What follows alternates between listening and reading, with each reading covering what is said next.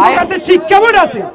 এরে বেড়া, তোমার কাছে শিক্ষা বোর্ড যদি থাকতো আর তোকে তা আচার ব্যবহার কে কিনলে, তোকে আচার ব্যবহার ওয়ার্কশপে নিয়ে কাম করাইলো।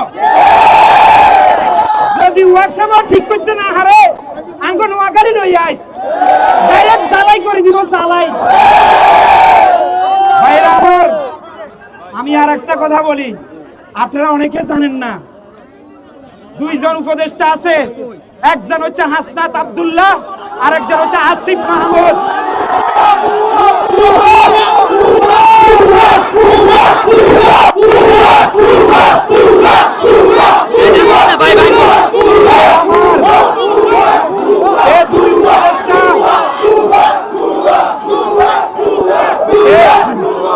এই দুই উপদেষ্টার কিছু কাণ্ড কীর্তন শুনে যান। তারা তাদের উপজেলার জন্য, ওদের নিজ গ্রামের উপজেলার জন্য কোটি কোটি টাকা বাজেট করেছে। একটা জিনিস দেখেন, তারা পুরো বাংলাদেশের উপদেষ্টা, শুধু কুমিল্লার নয়।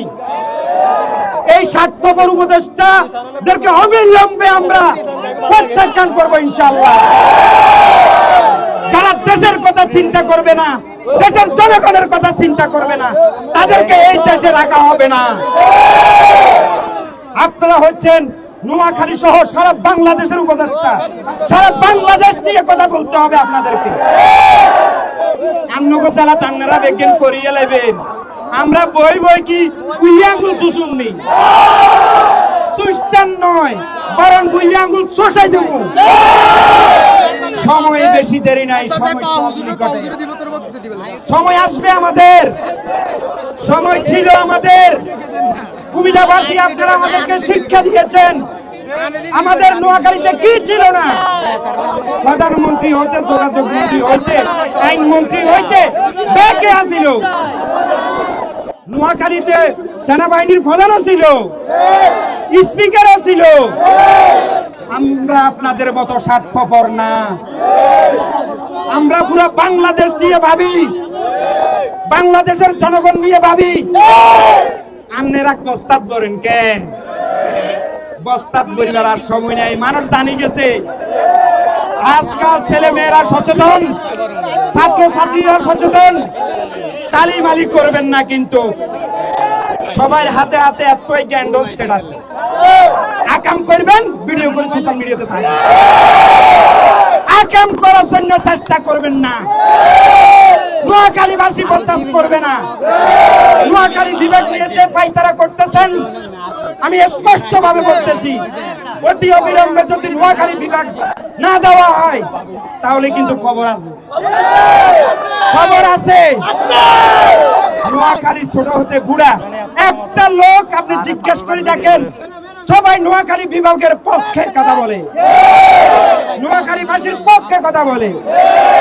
আপনি লক্ষ্মীপুর গিয়ে দেখেন, লক্ষ্মীপুর মানুষ সবাই নোয়াখালীর কথা বলে, ফেনীর মানুষ নোয়াখালীর কথা বলে। কেন জানেন? ফেনী, লক্ষ্মীপুর, নোয়াখালী ওরা তিনটা ভাই ছিল। সময়ের কারণে আমরা ওই পৃথক হয়ে গেছি, কিন্তু নোয়াখালী, ফেনী, লক্ষ্মীপুরের অস্তিত্বে আঘাত আনলে নোয়াখালীবাসী সহ্য করবে না, করবে না। বাইরে আমার, আপনারা বলতেছেন পদুয়া বাজার বিশ্ব রোড, আমাদের ফেনীবাসী এবং সাবেক নোয়াখালীবাসী যদি মহিফেল ডাউন বন্ধ করে দে, পুরো বাংলাদেশ অচল হয়ে যাবে। স্পষ্ট ভাবে বলতে চাই, যদি আঙ্গুর নোয়াখালীর যদি ইডে সাম্বা যদি না থাকে, আন্নগো সাম্বা দেখতে। আমরা এত হাগল ন, আমরা বিজ্ঞান বুঝি। আঙ্গ কথা একে কথা গিয়ে খুশি ভাইজারা বুঝছেন নি? স্পষ্ট ভাবে বলে দিতে চাই, আমাদের মাননীয় প্রধান উপদেষ্টা ডক্টর মোহাম্মদ ইউনূস স্যারের কাছে আমাদের একটা আকুল আবেদন থাকবে। আপনি দেশের কথা বলেন, দেশের চিন্তা করেন, এই চিন্তা করে নোয়াখালীকে বিভাগ দিয়ে দেন।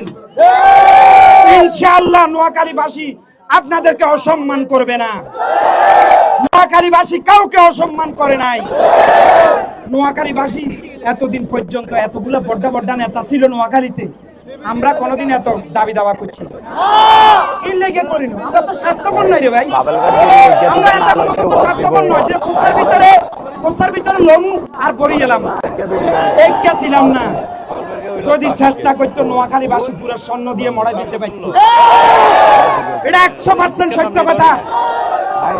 একজনের কলে পুরো বাংলাদেশ তামা তামা হয়ে যেত, কিন্তু আমাদের নোয়াখালীবাসী কিন্তু স্বার্থপর না।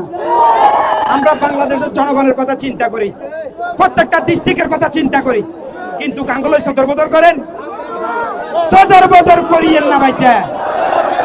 সদর বদর করলে খবর আছে বলে দিলাম, ছাড় দেব না কখনো।